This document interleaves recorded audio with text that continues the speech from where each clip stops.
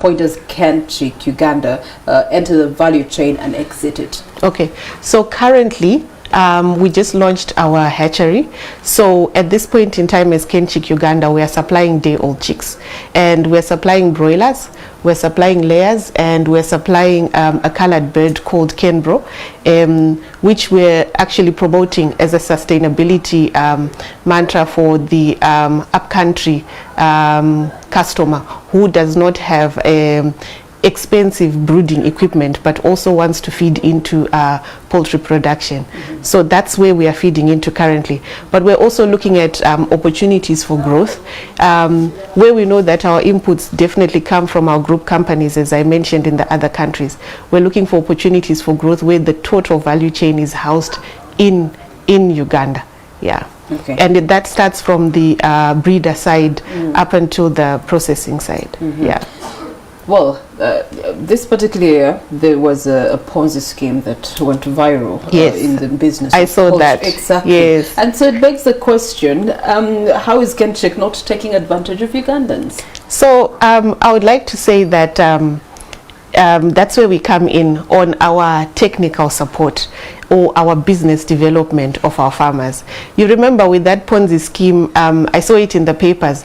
The conversation started as a story where we have a middle class person who wants to have a project on the farm. So what we're saying is we would like to train our farmers not to handle poultry production as a project but as a business. Now if you're a businessman, you're there from start to finish. Yes, from pre-placement, what we call pre-placement, preparation to end. Yes, you can go to work, but have an AM and PM rule. Check on your inputs, right, before you go to work. So what do? We are going to be, or we do actually provide a position that we supply our chicks early in the morning before people go to work. That's where we want to go. So before you go to work, you've placed your birds. At least that's your AM rule. By the time you come back from work, you're able to check, have the birds fed? Even if you have an employee, have the birds fed? Have they drank X amount of water? Have the vaccines gone in? Has everything happened? And we're able to train you on how to check the production systems, as opposed to assigning somebody who will lie to us that poultry will give you high profit margins. So we look at from day one, right? We train you to say the profitability is there, but you have to attend to detail. And this is the detail. Is it ventilation? Is it the feed that you're putting? How you're putting the feed, how you're aligning your feed as your drinkers so that there is access, the chicks get access to water and feed. Also the bedding, what type of bedding do you put? The heating systems, where do you get the correct heating systems that will give you good output so that those profits make sense? Yeah, we're looking at managing the birds should not die. Yeah, we're giving you good quality birds. So what do you check before the birds die? When do you raise the red flag? So this is the conversation we have with our farmers on a daily basis, so that we know whilst you're busy, you are still able to do these things. Yeah, and just so that you're aware, our team, right, is people like you and I. So it's not like we'll be looking for very big vocabularies and imparting them.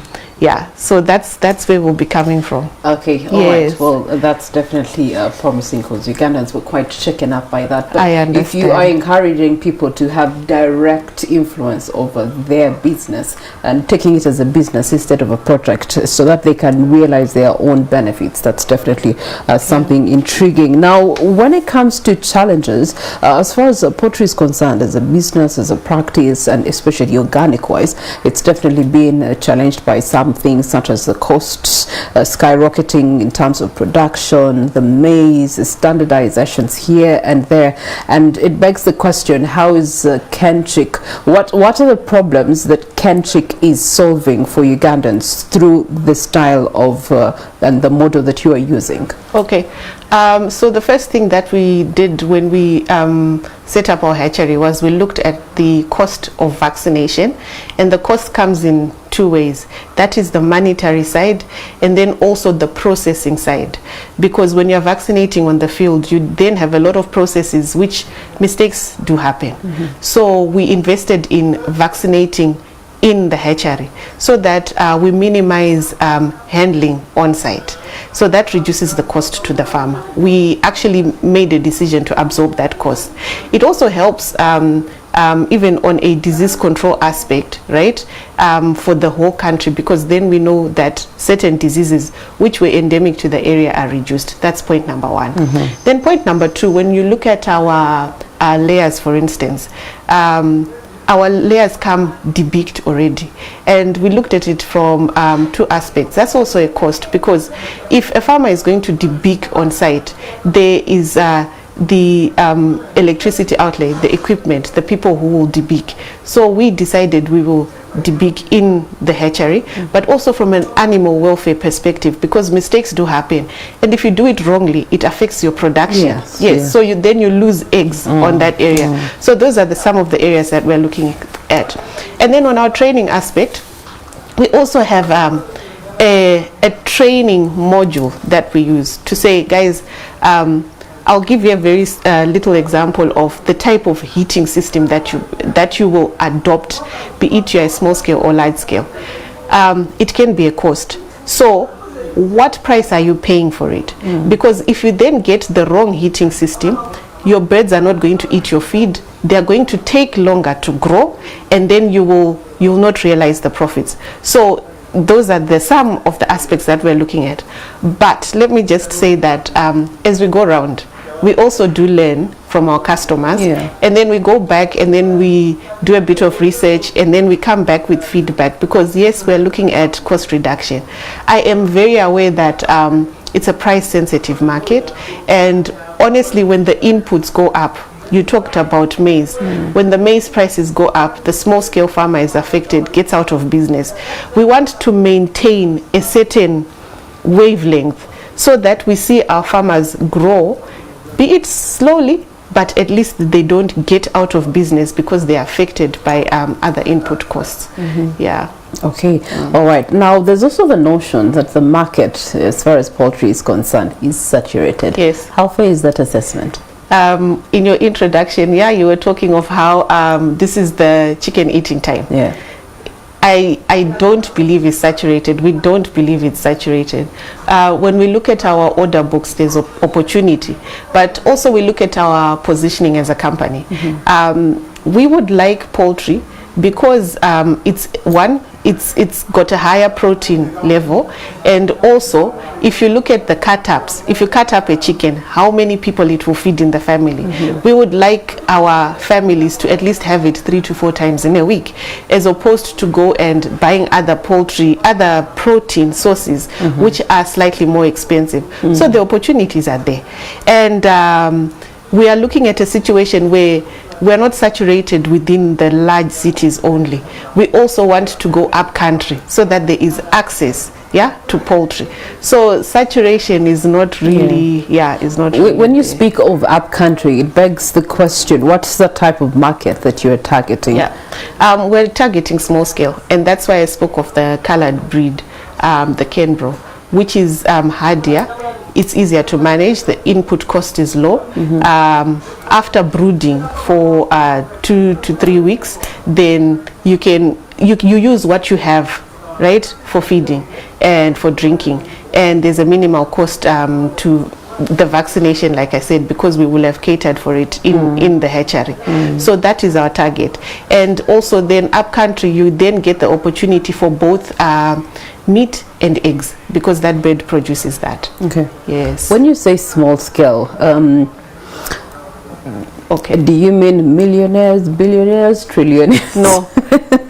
Let's break down small scale. If Who you're a is farmer, a small scale according to Kenchic? If you're a farmer and you have the capacity to place 25 chicks, we will give you 25 chicks. And what's the criteria of capacity when you say capacity? When you can afford to buy 25 chicks, we will be able to supply you 25 chicks. Yes, that's small. Yes. Okay. Yes. All right. So where do you see this business, especially as far as Kenchic is concerned, going in the future? Overall, you do have 25 years within the region. But Yes. for Uganda? I might say we are starting, and we started on a positive note. We're actually looking to grow the business. There's something happening in our environment now. We're starting to make healthier decisions for food, and chicken comes on top of the list of proteins that we perceive as healthy, and scientists have told us is healthy. So there is an opportunity for growth. And like I said, we would like to move from importing inputs to actually producing inputs. So let's say we are starting, and in the next 10 years, I think if we sit in another interview, we'll have grown exponentially. Well, that's before URA comes and says this particular elements of your production of inputs locally is going to come at a cost and a leg, but I trust that those are discussions you'll have in the near future. Your closing remarks, Mons?